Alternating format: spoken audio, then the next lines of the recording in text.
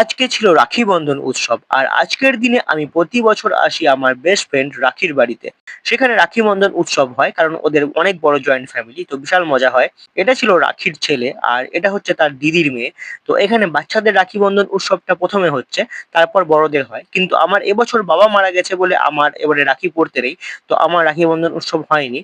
তো রাখি পরার পরেই হলো গিফট দেওয়া নেই, তো গিফট নিয়ে বাচ্চারা বেশি এক্সাইটেড থাকে। তো গিফটের পর দেখুন কি সুন্দরভাবে এরা নিজেদেরকে মিষ্টি খাইয়ে দেবে। তো দেখুন এরপর বাচ্চা ছেলেটি কি সুন্দরভাবে তার দিদিকে মিষ্টি খাইয়ে দেবে। এটিও রাখির দাদার মেয়ে আর ওটি হলো রাখির দাদার ছেলে, তো ও দিদিকে মিষ্টি খাইয়ে দিচ্ছে।